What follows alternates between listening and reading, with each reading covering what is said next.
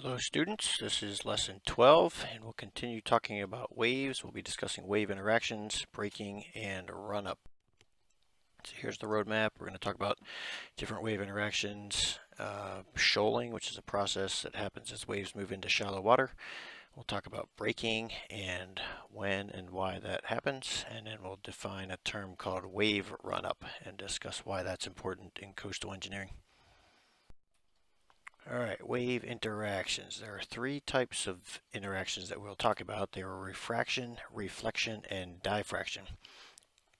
And these occur when waves interact with a number of different things. It could be the bottom, it could be a man-made structure like a breakwater or a pier, it could be the shoreline itself or the beach. And these are a few examples. We'll define each of these terms over the next couple of slides.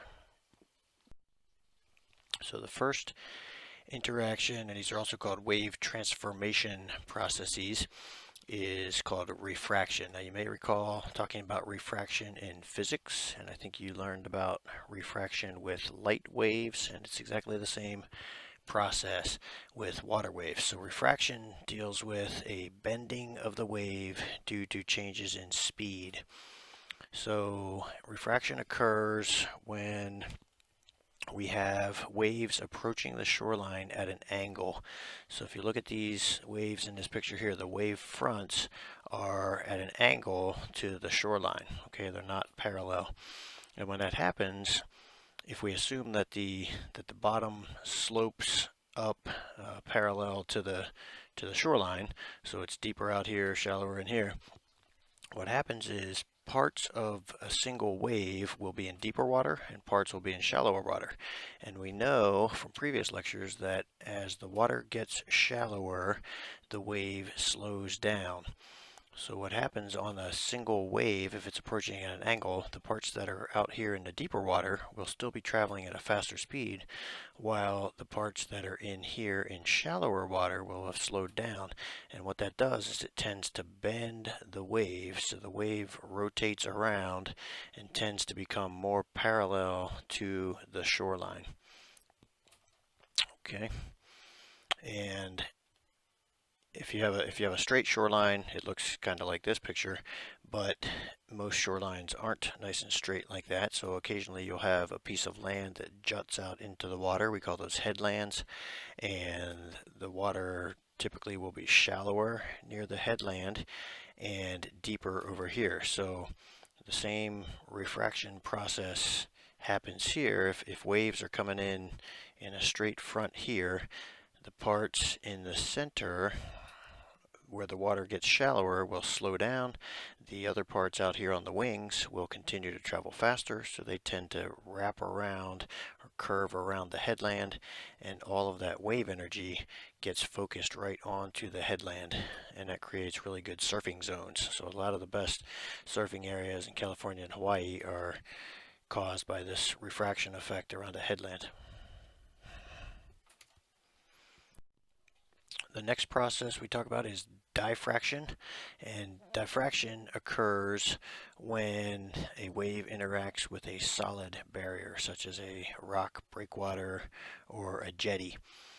And what happens is, if we look at this picture here on the right, here we have a split breakwater with a gap between, and waves are coming in from the top. So we have these nice parallel wave fronts, and then what happens when it strikes the breakwater is the portions of the wave that hit the breakwater are suddenly stopped. They have nowhere to go, but the portion in the middle continues through the gap, and then the energy that remains in that central portion wants to spread out laterally in either direction, to the right and to the left, as soon as it's through that gap. So that's why we end up with this curved wavefront, and some of that energy, some of that wave action ends up curling around and affecting the water directly behind the barrier here. So in the area where you might expect to be completely sheltered and not feel any wave action at all, you actually do get some wave action because of this diffraction effect. And not only do you get wave action but you also get sediment accumulation. So that's one of the big effects of diffraction is you tend to get sediment buildup behind these barriers, and you can see that in this photograph here. Kind of the light colored water indicates that there's sediment buildup. It's shallower, and there's sand building up directly behind those barriers caused by the diffraction through the holes. And you can also see the shape of the beach. The beach gets carved into that nice circular shape from the diffraction pattern. So that's a really cool picture right there. Then last transformation process is called reflection. And reflection is when a wave hits a steep surface like a seawall or a building or a solid object, solid straight up and down object. Reflection can produce what's called standing waves. So a standing wave is a situation where the wave basically just bounces back and forth between two barriers, and it just continues for a long time. So even when there's no energy input into the system, the wave continues to oscillate back and forth for an extended period of time. And this video here is a YouTube video that was shot at the USNA Hydro Lab several years ago, and we used to do a lab where we actually create a standing wave in the 120-foot wave tank. So you can watch that, and it's really cool to see. We run the wave maker for a few seconds and put energy into the water, but then the wave maker stops, so we're no longer creating waves, but the standing wave stays moving for quite a while, several minutes, and it's basically keeps going until dissipation by friction robs it of enough energy that it dies out.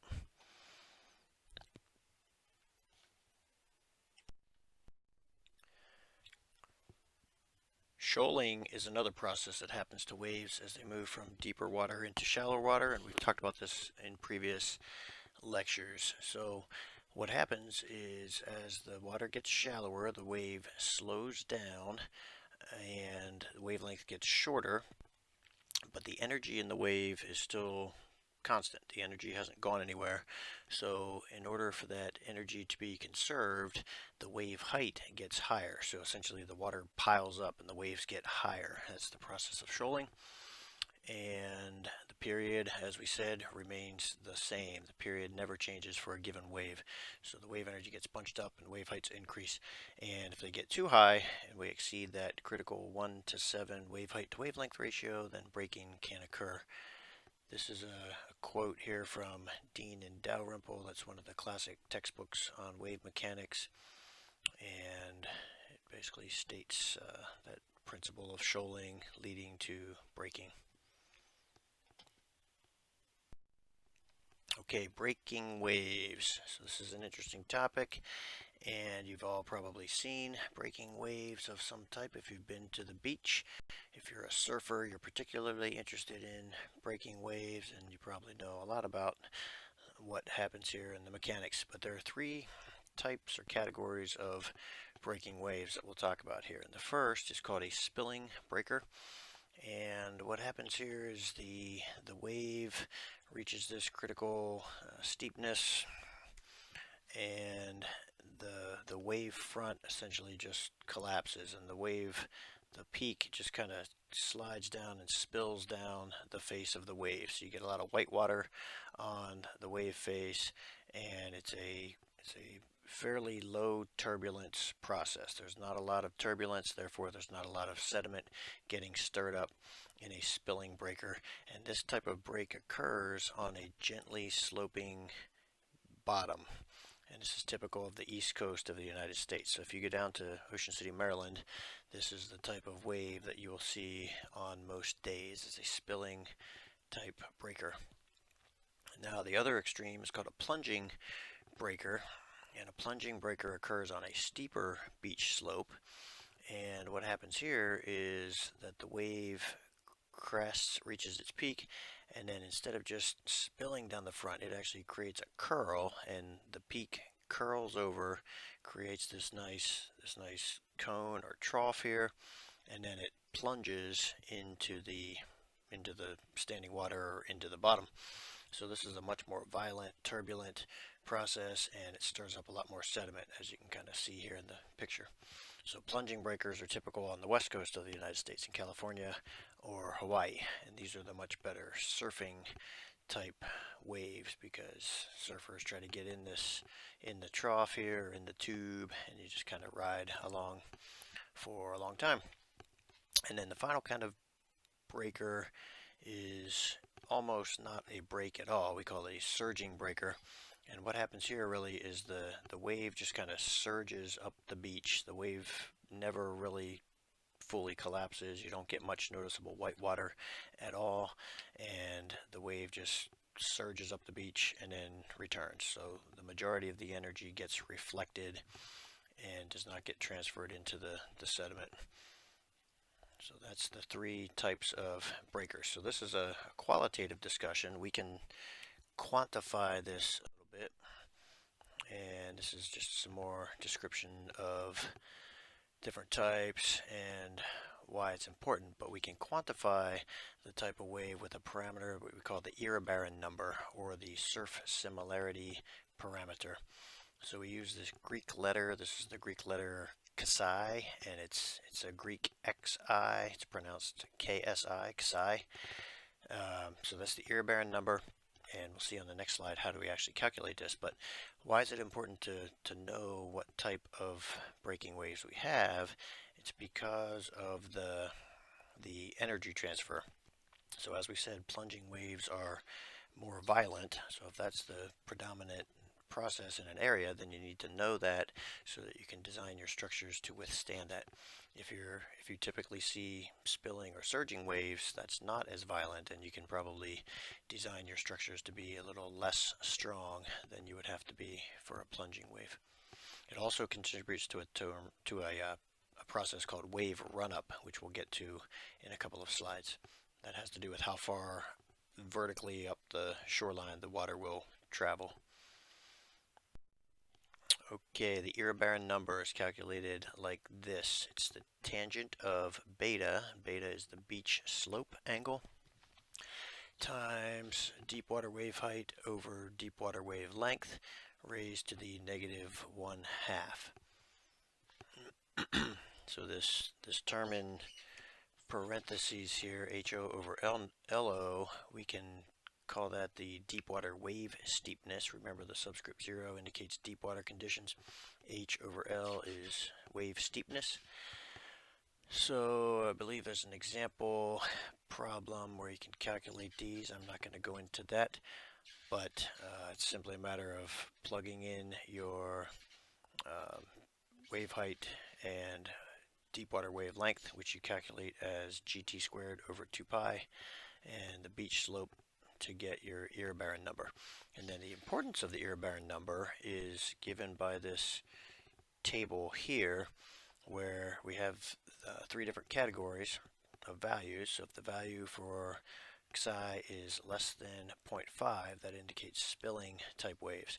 If it's between 0.5 and 3.3, that indicates plunging waves. And if it's greater than 3.3, then it indicates a surging type of a wave break. So we calculate the Iribarren number compared to this table, and that predicts what type of breaking waves we'll see.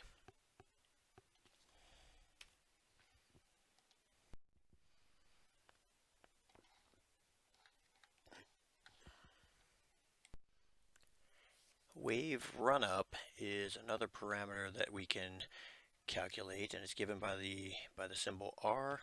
And wave run-up is the vertical distance that the wave is expected to travel after it interacts with the beach or after it breaks. So it's measured from the vertical point at which the water strikes the shoreline. It's called the still water level, and it's calculated as simply the deep water wave height times the Iribarren number, or the surf similarity parameter. So we take the number that we've calculated on the previous slide, multiply that by the deep water wave height, and that gives us the run-up, the expected run-up. And then the horizontal distance, x, can be calculated simply as a trigonometry problem. So if we know the beach angle beta, and so this angle in here would be beta, and if we know r, then it's a simple trig problem to figure out what 8x is, the horizontal distance. And these dimensions, both r and x, are very important when you start talking about building structures up here on the beach, because you need to know how far horizontally and vertically do you need to put those away from the water's edge to be safe. So again, there's an example here which will be worked out in a separate video for you.